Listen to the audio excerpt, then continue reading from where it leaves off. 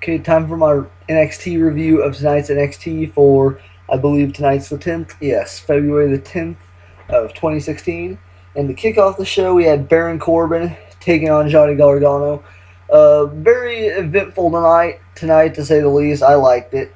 Baron Corbin, Johnny Gargano, okay match. I mean, I thought it was pretty cool to see Gargano back, and I noticed that they were not in the regular arena as usual. They weren't in the Full Sail Arena. They were in the CFE Arena, I believe is what they kept calling it, which I figure stood for Central Florida, which it did. So they're still in Florida. They're just in Central Florida. And I liked the arena set up a lot better for that. I liked how the barricades were like very thin and close together. It made it look a lot cooler. But Baron Corbin came down like usual. Then we had Johnny Gargano, so he's still around. And they ended up putting on a decent match. I mean, Baron Corbin hit a few cool moves. Gargano hit a couple cool things. Of course, Gargano done the Listo kick in the match, which I don't know why they still let him use that, since Kalisto uses it and they're trying to make him into a big name. He's the United States champion. And they still let Johnny Gargano use the Listo kick, which is Kalisto's signature maneuver. So I don't know why, but whatever. And then he ended up hitting a diving spear like through the ropes from the apron, which was really cool. Baron Corbin ran at him and he dove through the ropes with a spear. Other than that, I don't think Johnny Gargano really done any big moves. But Gargano like ran out the corner or something like that. I can't remember exactly how it occurred, but Baron Corbin hit him with the deep six. The whole time throughout the match, they're just chanting, Corbin sucks. Corbin sucks. And I'm honestly thinking Baron Corbin's really not that bad anymore, so I don't know why you're chanting that. I actually enjoy his matches now somewhat. But they had a decent match going back and forth till Baron Corbin hit the deep six, and then I thought it was over. Baron Corbin was acting like it's over. He's lifting Johnny Gargano up slowly, looking like he's going to throw him off the ropes for the end of days. But nope, Gargano stops him, big super kick, knocks Baron Corbin all the way out the ring, and he's still stumbling outside around the ring, trying to hold himself up. Gargano comes running around the ring, he's beating Baron Corbin's face in. Baron Corbin runs away into the ring, and Johnny Gargano runs to follow him. Nice try, gotcha, catches him in the end of days. 1, 2, 3, Baron Corbin wins. Solid match, wasn't too long, so it was pretty decent. Then after that, we get a Sami Zayn interview backstage to where he's talking about, yeah, he doesn't feel that it's fair that he has to go one-on-one. But, I mean, he's had obstacles in the first round to get the first NXT championship. So why shouldn't he expect the same thing in this one, right? So that's basically what Sami Zayn says. And he says that next week, no matter who walks out, the NXT universe is in for a treat, because this is the first singles match ever between Sami Zayn and Samoa Joe, which is true, it is. So that should be interesting. That's next week. So big match for next week. And then after that, we get like a promo thing for the Vaudevillains, to where it's got their faces up there and they're smiling and they're announcing the Vaudevillains, and then we got the music going in the background, but then it goes the da-da-da, and then it fades out. And then they turn like to angry faces or whatever, which I'm assuming is setting up for a heel run for the Vaudevillains. They're not going to move them up on the main roster yet. They're going to turn them heel first in NXT, then maybe move them up to the main roster, because right now it looks like they're going to be heel, which should be fairly interesting. Then after that, we get the Hype Bros taking on John Skyler and whatever the other guy's name is, Hollis. But they took on them. It was pretty much a squash match. I don't think these guys really hit any moves. Like, of course, Mojo started out the match. He was doing shoulder blocks, clotheslines, shit like that. He ain't hyped. He ain't hyped. Then they make the tag to Zack Ryder. Zack Ryder comes in, hits a clothesline on him. And then he gets knocked over the ropes. Sucker punches the guy in the ring. Then the guy on the outside grabs his foot, causes the distraction. Zack Ryder gets knocked off. They beat down Zack Ryder for, I believe, about a minute, maybe at tops. They just stomp him in the corner. They don't hit anything else. And then Ryder puts up the double knees when one of them runs at him in the corner. Then he takes out the other one. Well, he ducks the other one. Tags in Mojo.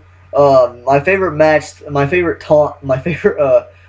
chant, though, from them through the Hype Bros is, of course, woo, woo, woo, woo, woo, woo. I love that they're chanting that the whole time when Ryder was in the ring. But it's perfect because it's 3 woos. Woo, woo, woo. You know it. But he tags in Mojo, and Mojo, of course, like usual, shoulder block, clothesline, the hyper drive, which is big press, and then throwing him down in front. Then he hits the big collision shoulder tackle that he does, and then Zack Ryder gets in the ring, hits a woo, woo, woo, broski boot right to the face, takes him out, and then they hit the hype rider and get the victory. The thing about this is they didn't have the smoke, though, here. I don't know if it's because it's in a different arena and they couldn't get it, or because they just decided to take it away, but there's no smoke coming down from the ceilings this week. Too bad. I was looking forward to that. But nonetheless, Hype Bros pick up a big victory. I guess the only reason they lost last week was to finally give the Hype Bros a loss so they're not undefeated still. Then after that, we get Bayley and Carmella backstage, and they're basically just hyping up their match later. The interviewer tries to get heat between the two and say if this will affect their friendship later, and Carmella says she's her bestest friend and she's loyal to her, but at the end of the day, if it comes down to the NXT Women's Championship, may the best woman win. And then that's the end of it. They just walk off. So then after that, we get Alexa Bliss taking on Cameron. And I don't even know why the fuck Cameron's around. Like, her and Eva Marie are both like Botch City, bitch. They should like make a tag team and call it Botchamania or something. I believe that's already a YouTube channel or something. But they can call it like the Botch Bitches. That's what they are. They're the Botch Bitches. But Cameron comes down to the ring. I don't know why she's even competing. Like, she comes out with the stupid skirt. She's like ripped off Alexa Bliss's old thing, and then she just like rips it off and then like shakes her ass up on the freaking stage, and I'm just sitting here like, she gets down in the ring. I didn't talk about Alexa Bliss when she came out. Blake has the same exact goddamn gear as Alexa Bliss now, like straight on once again. He's got the cut up shirt, the freaking trunks, and they even mentioned it on commentary, and it was just hilarious. The whole time Blake and Murphy's on the outside too, they're like cheering her on and like acting like they're cheerleaders and shit. And they at one point they even stuck their hands in the ring, and Alexa Bliss went around and high-fived them. Blake and Murphy on the side's just hilarious. But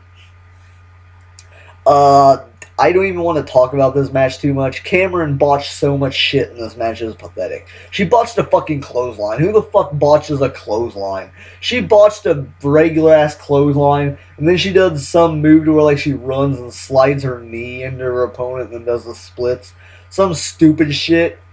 And I can't remember what else she hit, but all I know was it was boring.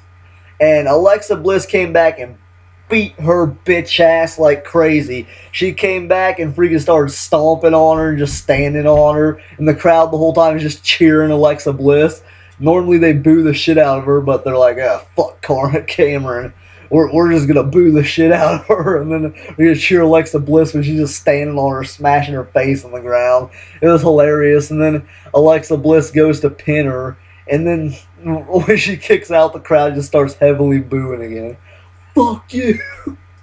But then Alexa Bliss takes advantage once again. Does what she call it, like the Blitz Flip or something? I know it's like something simpler, like Blitz or something. I don't know. That handstand backflip knee stomp to the stomach that she does. She connects with that. And of course, I love Alexa Bliss. I love her moveset. She does the Sparkle Splash to finish the match. Yeah, that move's awesome. But Alexa Bliss hits the Sparkle Splash to win the match. And then Blake and Murphy are holding her up at the end, and it's just hilarious. Blake and Murphy's hilarious. But then after that, we get Enzo and Big Cass with an interview, which this wasn't really to do anything. They're just talking about how don't forget about us tag champs because we're coming back at you. We want another match. And they're talking about how they're the former tag team of the NXT Tag Team of the Year. And then they're interrupted by American Alpha, and Enzo and Big Cass was singing some song back to back. They just kept singing. I don't know what that's from. But then Chad Gable comes out there and just like says a bunch of lyrics, and then Enzo and Cass are talking about how he messed it up and all this. And then Chad Gable says it's the year of the Olympics. Big Cass is like, Well, what are you talking about? And then Enzo's like, I think he means that next year is going to be an Olympic year, which means it's going to be their year. And they're just going back and forth on whether Chad Gable meant to say that or not. And they're basically just setting all this up to say that Chad Gable and Jason Jordan apparently next week are fighting 2 tag team matches back to back. I didn't know that. That should be interesting. They're fighting freaking Blake and Murphy and then Dash and Dawson back to back. Okay. Bit of overkill there, but it should be awesome. And then he tries to get him to do the Ready, Willing, and Gable afterwards, and they don't do it. Like, I think it's those like Luke Skywalker or something, and they're walking off. He's like, guys, it's supposed to be my name. Then after that, we get Eliza Sampson versus Jesse Sorensen from TNA, and I don't know why the hell they're making him a giant jobber. He was awesome in TNA, like he's a high flyer X Division wrestler. I don't know why they're making him a jobber now, but whatever. Eliza Sampson or Rick Grimes, he's boring as shit.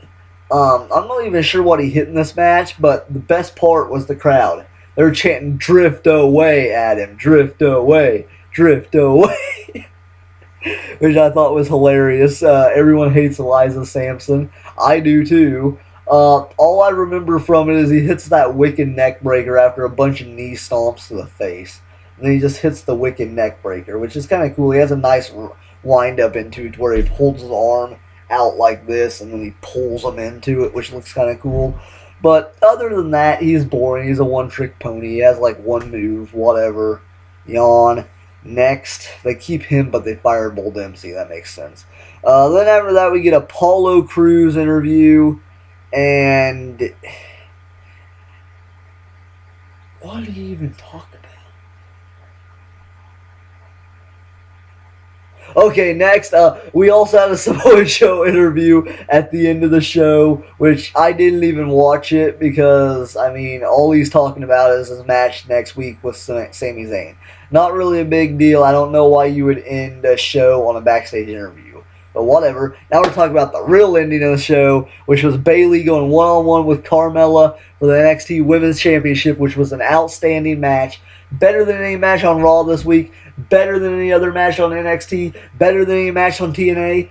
Probably better than any other match on SmackDown except for AJ Styles versus Chris Jericho. I expect that one to be badass. But other than that, this match was better than any other wrestling match this week. So, I really liked it. They were promoting it the whole night, of course. Bayley, Carmella for the championship. I loved it. I was happy I didn't get any spoilers for it, so I didn't know the outcome, although we kind of knew Bayley was going to retain. But I just didn't hear like how it ended or anything. This was a very decent match, so I'll give props to Carmella. She definitely done good tonight. I like her. She truly is hot as hell, but and you can't teach that. But I love Bayley too, so I like the match overall. It was really great. But a few highlights to talk about. All those roll-ups at the end from both of them. Carmella hit like a nice flatliner too into her submission, which I really liked. Bayley pulled out a power slam in this match, which was kind of surprising. I always love when Bayley does the middle rope jumping arm drag maneuver, because that, to me, that just seems like that would be hard as hell to hit. So I just like it because it seems like it's legit, like a hard move to hit, and that's impressive. But Bayley, of course, going through her regular stuff. But like I said, I really liked all the roll-ups at the end, and Carmella also knocked Bayley to the outside of the ring towards the end of the match and done not one, but two suicide dives through the ropes to where she like turned it into a crossbody. Like the first one, she was like completely sideways, like a crossbody dive through the ropes, which is freaking awesome. And then the second one was more just a suicide dive. But I really liked them. The second one, she went between the middle and the bottom rope, which looks a lot more faster, looks a lot more impactful. You might remember Austin Aries doing it in TNA. If you ever watched TNA, he went through the middle and the bottom rope, which looked a lot more devastating, like an arrow. And it kind of did tonight with Carmella, so I really liked that. I was kind of surprised, though, that she connected with the second one. I thought Bayley was going to catch her out of midair and like hit the Bayley to belly on the outside or something like that. But then they get back in the ring, and Carmella locks her in the Carmella hits her with a flatliner after the Staten Island Shuffle and then the freaking senton in the corner.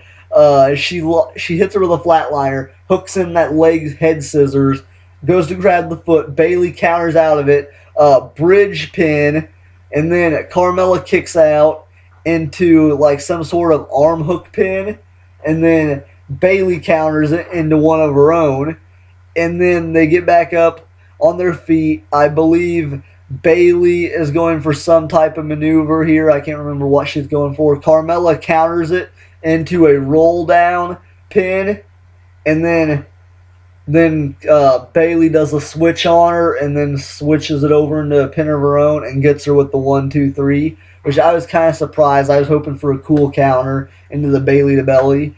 But at the end, I normally hate roll-ups, but I really loved this match because it was a really cool sequence at the end. And they just did really good. Like, I was surprised. I didn't expect this match to be that good. But it was really good. I think just when Bayley gets in the ring all the time, I think it's just going to be good. Because if she can make a match between her and Eva Marie interesting, then I mean, yeah. But honestly, in my opinion, I mean, we know Bayley's the most over person probably in the WWE period, right? Besides Daniel Bryan. I would say so. I mean, but other than Daniel Bryan, I think she's the most over person in the WWE. And technically, since Daniel Bryan's retired now, he doesn't even count anymore. So Bayley probably is the most over person in the WWE. No, I still think she's more over than AJ Styles. But, yeah, so that's how over she is, and I honestly think she's a better wrestler than Sasha Banks. Now, a lot of people are going to disagree with me there, but they're really close, and I'd have to say Bayley is actually a better wrestler than Sasha. So, yeah, very good match to end the show. I liked the first match of the night, too, with Baron Corbin and Johnny Gargano. Of course, I always like the Hype Bros match. Alexa Bliss was on the show. Can't go wrong with that. But overall, like I said, Carmella and Bayley was an amazing match.